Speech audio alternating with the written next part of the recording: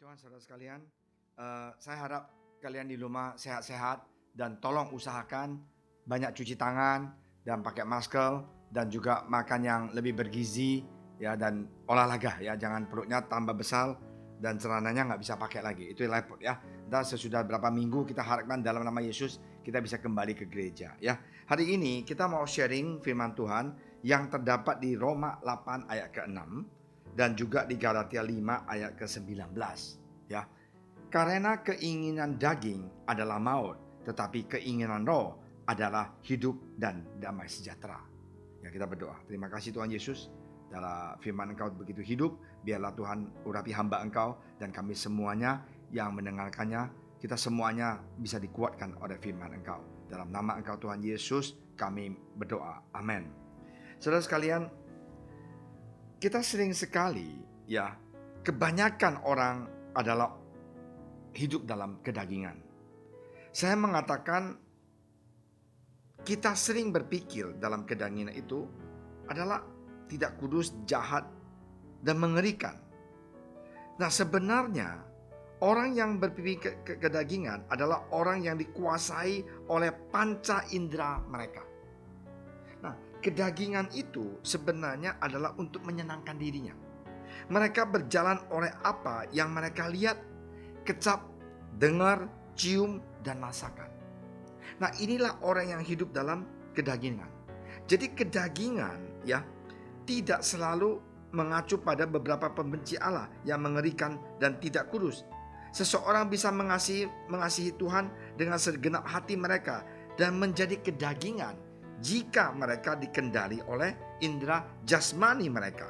Jika mereka tidak bisa percaya bahwa ada apapun yang tidak bisa mereka lihat, kecap dengan cium atau rasakan, itulah kedagingan. Jadi banyak orang Kristen yang katakan dia Kristen, dia nggak hujat Tuhan, iya, tapi dia nggak punya iman. Dia nggak tinggalkan gereja, tapi hidupnya itu masih ingin di dalam hidup kedagingan. Nah, inilah yang paling disenangkan oleh iblis.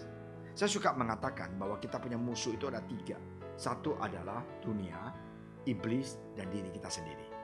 Nah, hari ini kita mau ingat, apa sih yang dilakukan kedagingan? Perbuatan daging ternyata yaitu percaburan, kecemaran, hawa nafsu. Nah, ini yang paling repot, hawa nafsu. Penyembah berhala, sihir, perseteruan, perselisihan, iri hati, amarah, kepentingan diri sendiri, pencitraan, roh pemecah, kedengkian, kemabukan, pesta pora, dan sebagainya. Nah, saya hanya beberapa poin yang kita mau diskusi karena nggak ada waktu. Ingat satu hal, hawa nafsu. Hawa nafsu itu adalah salah satu keinginan daging. Nah, di sini dikatakan keinginan daging itu adalah maut. Nah, pikiran yang kedagingan sama dengan kematian. Ia tidak condong kepada kematian, tidak penyebab utama kematian, tidak menghasilkan kematian dalam beberapa orang. Pikiran yang kedagingan itu, kematian lawan dari kehidupan. Jadi kita tidak usah lihat, oh dia tanam apa di rumah dia. 3 bulan kemudian kita ke rumah dia. Kalau dia tanam cabai, akan keluar cabai. Kalau dia tanam pohon pisang, akan keluar pohon pisang. Begitu juga hidup kita. Kalau kita punya kehidupan itu, kita menanam kedagingan, kita akan berbuah kedagingan, hawa nafsu. Kita menanam penyembah berhala. Penyembah berhala di sini bukan apa? Bukan patung aja. Apapun yang menghalangin kita, lebih kita cinta dia ya daripada kita cinta Yesus, itu adalah penghalang. Saya pernah lihat satu orang itu begitu cinta uang dia, sampai dia mau mati pun dia tidak mau, maaf ya, untuk jual dia punya aset untuk dia ke rumah sakit. Itu 5-6 tahun yang lalu. Ada kejadian orang itu, seorang bapak, iya. Kenapa lupanya? Karena bapak ini sebelum dia meninggal, dia mengharapkan dia punya harta itu bisa diberikan kepada anak-anaknya. Dan dia tidak mau jual satu tanah dia untuk menyembuhkan dia, dan dia gak mau. Akhirnya dia meninggal. Nah, banyak orang seperti begitu. Mereka tidak sembahyang patung, tidak. Tapi mereka punya kehidupan itu adalah hidup dalam daging. mereka mau sombong. Ada satu orang ya, kayaknya 15 tahun yang lalu, dia kena cancel. Dan perempuan ini cantik sekali dan dia sudah mau menikah dengan calon suaminya. Dan apa yang terjadi? Dia tidak mau waktu dia menikmati itu jelek. Dia titip pesan kepada calon suaminya, saya mau dandan pakai baju ini. Ya, saya sudah dipeti, inilah baju saya. Aduh, saya udah dengar, saya ngeri sekali karena saya ketemu anak ini. Dan saya pikir, kenapa ya? Sudah mau mati pun dia tidak mau jelek wajah dia. Masih mau dandan pakai baju apa, udah pesen semuanya. Percuma saudara sekalian. Sudah tidak penting kita sudah mati itu. Kita mau cantik apa, kita mau apa, nggak penting. Yang penting itu di semasa kita hidup, jangan kita hidup di dalam kedagingan, hawa nafsu. Ya, kita jangan hidup dalam apa? Kesombongan kita sendiri.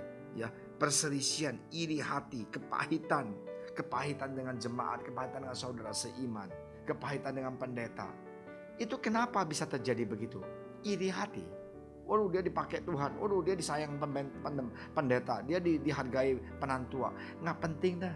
Kita tidak usah jadi orang yang mau show off dan kasih dunia tahu kita melakukan sesuatu. Itu bukan pekerjaan roh, itu pekerjaan kedagingan.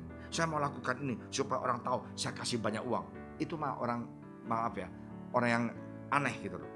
Nah, ini kita jadi anak Tuhan, kita jangan sekali-kali hidup dalam hawa nafsu, kedagingan, roh pemecah. Kita dengar saudara ini waktu dia sedih, dia ngeluh, waduh kenapa sih gini-ginian.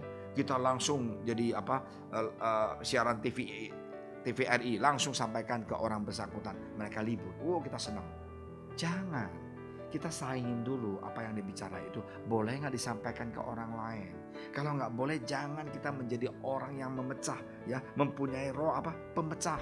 Jangan gosip mulut kita ini, aduh jangan, jahat sekali. Nah, hidup di dalam kedagingan itu sering sekali senang untuk melihat orang lain jatuh, kita ini di atas. Sering melihat orang itu di bawah dan kita keren. Sering sekali senang lihat orang itu lebih susah dari kita. Jangan. Itu bukan anak Tuhan punya sifat. Tapi kita tiap minggu ke gereja, kita tiap minggu rajin pelayanan. Itu nggak jamin. Roh di dalam buah di dalam kehidupan kita itu akan diperlihatkan di dalam kehidupan kita. Marilah saudara sekalian, jangan kita menjadi Kristen yang munafik. Jadi kamu bilang, apakah kau amin? Pastor sudah lakukan. I am still learning. Aku suka Rasul Paulus mengatakan, aku lupakan yang dahulu, aku press on, ya aku menuju memandang ke depan, dan supaya aku bisa mendapat mahkotanya. Saya juga sama. Setiap hari kita mati di bawah kayu salib, supaya kedagingan kita ini diinjak-injak. Kalau kita sudah punya iri hati, saya mau lebih keren dari dia. Saya mau kasih orang tahu, saya ini adalah seorang pengkhotbah yang luar biasa. Saya pendeta besar. Itu orang gila, saya bilang. Kita jadi pendeta besar, orang yang keren, tapi kita masuk ke neraka, percuma. Mendingan kita jadi orang yang tidak kita tahu, orang yang nggak tahu kita siapa, tapi kita ke surga. Hari ini, orang yang suka sombong di dunia ini menunjukkan seberapa kaya dia, seberapa pintar dia untuk melayani Tuhan. Orang seperti itu, saya percaya Tuhan Yesus tidak senang. Tuhan adalah Tuhan yang rendah hati. Tuhan Yesus mau kita menjadi orang yang mempunyai roh yang luar biasa, memuliakan nama Dia. Ya, percaburan, kecemaran, hawa nafsu, penyembah bahara.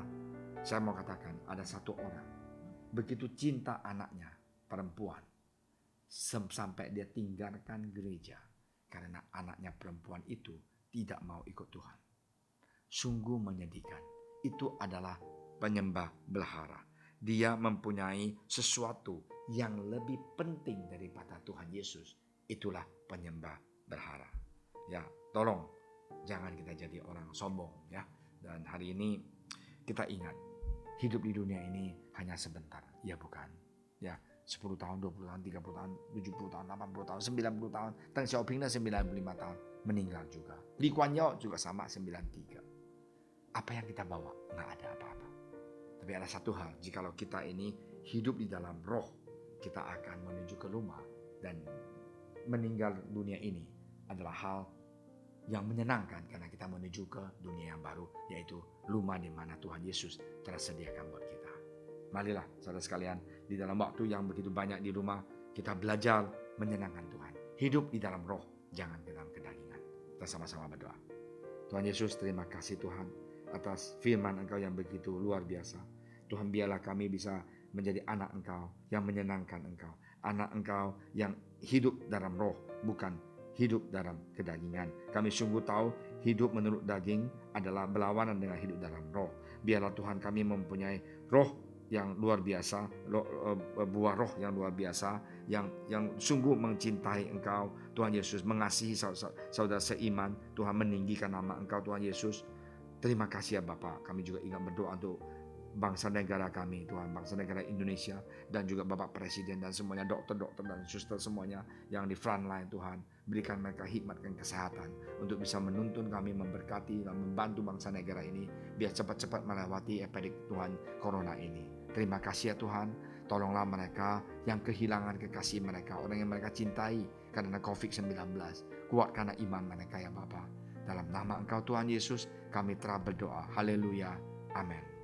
Saudara sekalian, mohon di rumah banyak waktu untuk belajar menyembah Tuhan, dan saya juga sama, belajar untuk bagaimana lihat firman Tuhan begitu hidup dalam kehidupan kita ya. Jangan lupa saling berdoa satu dengan yang lain. Kita sungguh-sungguh kangen dan cinta pada sekalian. Pertama kali saya jadi pendeta, tidak ketemu jemaat sebulan lebih ya. Pertama kali dalam dunia. Dan Paskah tidak di gereja tapi di rumah ya. God bless you. Kita mengasihi Anda dan cinta Anda. Ada apa-apa tolong telepon saya atau WA pribadi ke saya. Apa yang gereja bisa bantu, kita pasti bantu Anda. Apa yang gereja bisa melakukan, pasti kita melakukan untuk keperluan dan Anda, karena gereja adalah rumah kita bersama. Tuhan Yesus berkati. Haleluya. Amin. I die now daily because I've learned to live in the grace that belongs to all who are born again. I am cleansed, I am washed, I am sanctified, I am Holy Ghost filled and water baptized. I am right with my God for all time, 'cause Jesus